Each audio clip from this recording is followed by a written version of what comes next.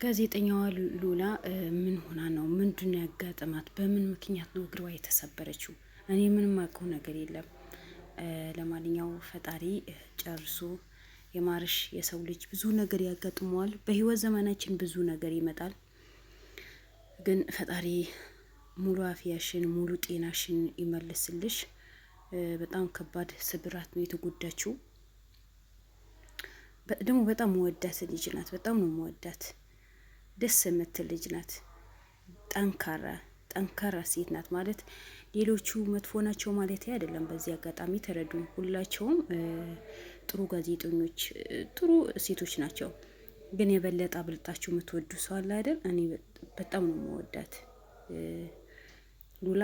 በጣም ነው መወዳት። ሳቋ፣ ስራዋን፣ በቃ ሁሉ ነገሯ የሆነ ሴት ናት። ደስ የምትል ሴት ናት። እና አሁን ላይ በጣም በጽና እንደታመመችና እግሯ በጣም ጉዳት እንደደረሰባት ነው የተሰማው። በአሁን ሰዓት ሚዲያው በሙሉ ያስጨናነቀው ሉላ ገዛኸኝ ናት። ሉል የለመድኩት ሉል እላለሁ። ሉላ ገዛኸኝ ናት። በጣም ጉዳት ደርሶባታል። የሷ ቦታ ተክተው የሚሰሩ ሌላ ልጆች ናቸው። ከዚህ በፊት የምታውቋት ሻሺ የምትባል ናት። እሷን እንተዋወቃለን ወይ? የሉላ ቦታ ተክታ የምትሰራው እኔ መጀመሪያ ትጎታለች። ሉላ ገዛኸኝ በጣም ተጎታለች፣ በጣም እግሯ ተሰብረዋል ሲባል በዚህ ልክ እንደተጎዳች አላወኩም ነበር። ማለት እንዲህ ቀለል ነገር አድርጌ ነው ያየሁት ተነበረው።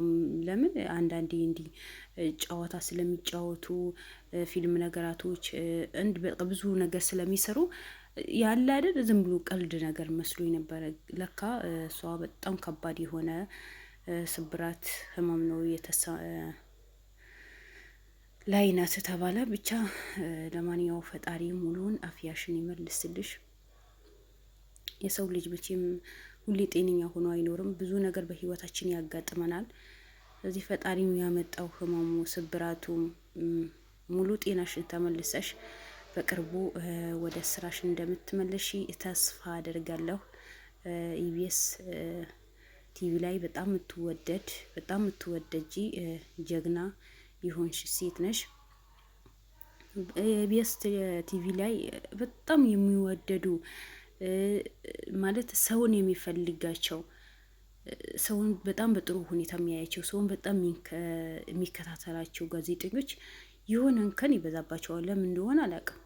በቃ የሆነ ከዚህ በፊት የምታውቁ ከሆነ አስፋ ሞሸሻው ሰው በጣም ነው የሚወደው ነበረው።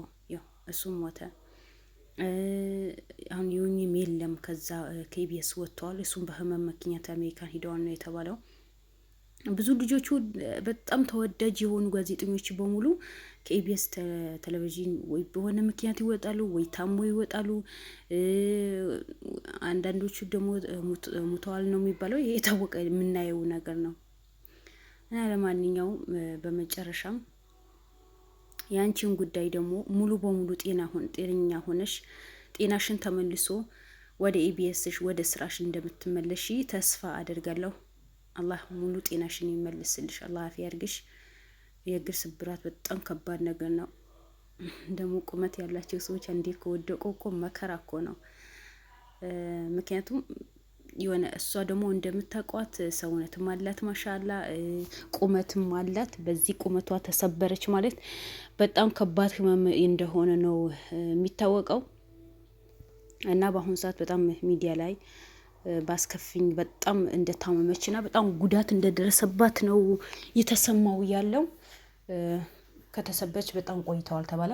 እኔ ግን በቅርብ ነው የሰማሁት የነበረው። እስካሁን አልሰማሁም ነበር። በእርግጥ ብሰማም ምን አድርገለሁ?